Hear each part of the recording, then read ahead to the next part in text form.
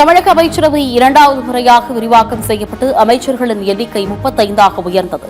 விசிக MLA Vanniyarasu, IUML MLA Shahjahan அமைச்சர்களாக பதவியேற்பு.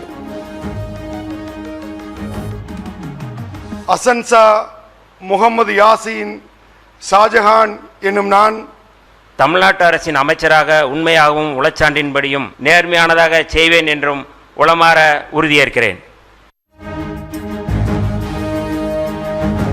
அமைச்சரவையில் புதிதாக பதவியேற்ற விசிக மற்றும் ஐயுஎம்எல் அமைச்சர்களுக்கு இலாகா ஒதுக்கீடு. வன்னியரசுக்கு சமூக நீதித்துறையும், ஷாஜஹானுக்கு சிறுபான்மையினர் நலத்துறையும் ஒதுக்கீடு.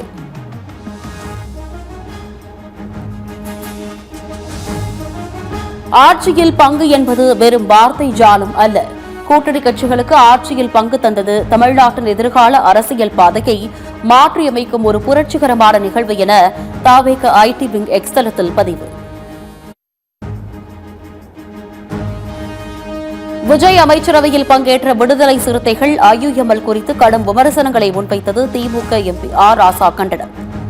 என் வீட்டு தோட்டத்து தென்னை கூடி வளைந்து எதிர் வீட்டுக்கு இளநீர் தந்தால் முடதிங்கு என இலக்கியத்தில் பெயர், அரசியலில் என்ன பெயர் என காட்டமான கேள்வி.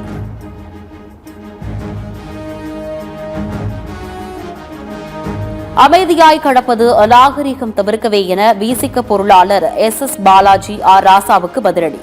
அநீதி தொடர்ந்து அடைத்து உரைத்தால் அடைக்க முடியா அனலில் தகித்து போவீர் என கண்டனம்.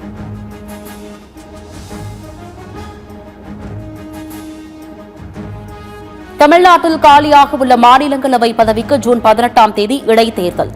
ஜூன் 1ஆம் தேதி வேட்புமனு தாக்கல் தொடங்கும் என்றும், போட்டி இருந்தால் வரும் 18ஆம் தேதி வாக்குப்பதிவு நடைபெறும் எனவும் தேர்தல் ஆணையம் அறிவிப்பு. ஆட்சிக்கு வந்த ஒரே மாதத்தில் மாநிலங்களவை பதவியை பெறும் தமிழக வெற்றிக் கழகம். காலியாக உள்ள ஒரு சீட்டை தவேக பெறுமா அல்லது கூட்டணி கட்சிகளுக்கு தருமா என எதிர்பார்ப்பு.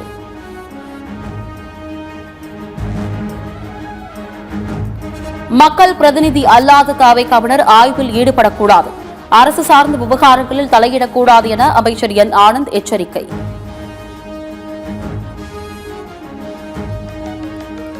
திமுக முன்னாள் அமைச்சர் சேகர் பாபு மீது கடற்கரை காவல் நிலையத்தில் வழக்கு பதிவு. வாக்குப்பதிவின் போது தவேக வேட்பாளர் அசோக் சினோராவை தாக்கிய புகாரில் நடவடிக்கை.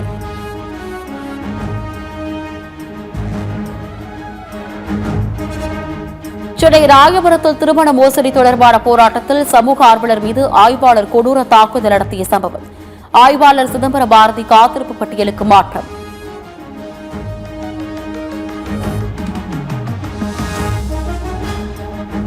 புதுக்கோட்டை மாவட்டம் அறந்தாங்கியில் வாகனங்கள் விற்பனையில் தகராறு. பினான்ஸ் அதிபரை அறிவாலை கொண்டு கூலிப்படையினர் வெட்ட முயற்சிக்கும் பரபரப்பு காட்சி.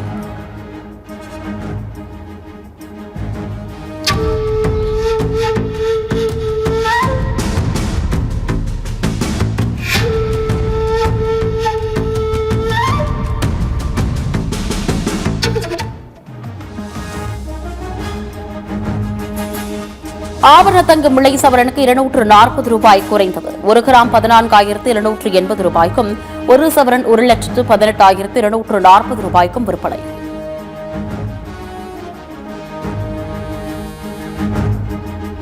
தூத்துக்குடி துப்பாக்கிச்சூடு சம்பவத்தின் 8ஆம் ஆண்டு நினைவு தினம்.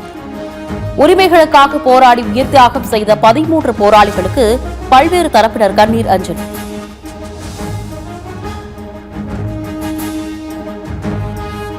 சிஎன்ஜி கேஸ் கிடைக்காததால் திருநெல்வேலியில் 22 அரசு பேருந்துகள் திடீர் நிறுத்தம். கேஸ் நிரப்பும் பிரதான நிலையத்தில் தொழில்நுட்ப கோளாறு ஏற்பட்டதாக தகவல்.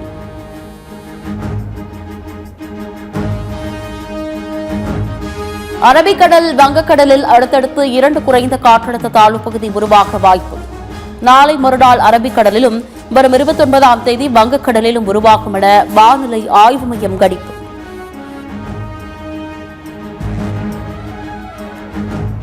புளியரை சோதனை சாவடி வழியாக கேரளத்திற்கு கனிம வளங்கள் கடத்தலை தடுத்து நிறுத்த வேண்டும். முதலமைச்சர் விஜய் அதிரடி நடவடிக்கை எடுக்க வேண்டும் என விவசாயிகள் வலியுறுத்தல். 2500 வண்டி வரைக்கும் ஒரு நாளைக்கு இந்த வழியாக பாஸ் ஆகுது. உடனடியாக கனிமவளத்துறை மந்திரி வந்து புளியரையில் ஒரு நாளைக்கு இன்னும் 24 மணி நேரம் நிற்கணும். அங்கே எத்தனையோ தூரம் மேலே அதிகாரிகள்கிட்ட மனு கொடுத்த ஒரு நடவடிக்கை இல்லை. வாலாஜாபாத் சுற்றுவட்டார பகுதிகளில் அறிவிக்கப்படாத மின்வெட்டால் மக்கள் அவதி. மின்வாரிய அலுவலகத்தை முற்றுகையிட்டு மக்கள் சாலை மறியல்.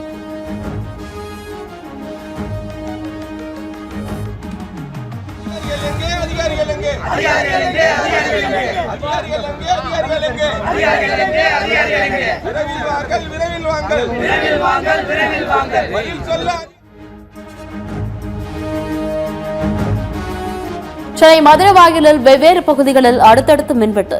மின்வாரிய அலுவலகத்தை முற்றுகையிட்டு அதிகாரிகளுடன் மக்கள் வாக்குவாதம்.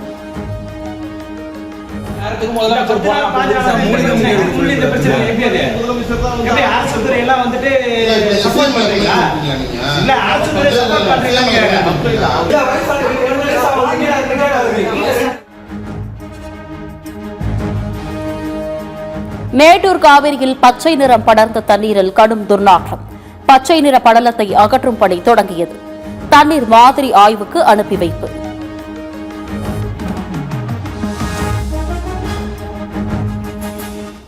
விளைபொருட்களுக்கு உரிய விலை வழங்க வலியுறுத்தி பொள்ளாச்சி சார் ஆட்சியர் அலுவலகத்தில் விவசாயிகள் போராட்டம்.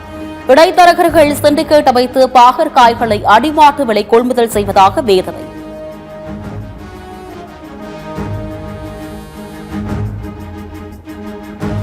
பள்ளிகளில் வருகை பதிவேட்டில் போது மாணவர்கள் ஜெய் ஸ்ரீராம் என்று கூற வேண்டும். கர்நாடக முன்னாள் அமைச்சரும் பாஜக எம்எல்ஏவுமான ஜனார்த்தனன் பேச்சால் புதிய சர்ச்சை.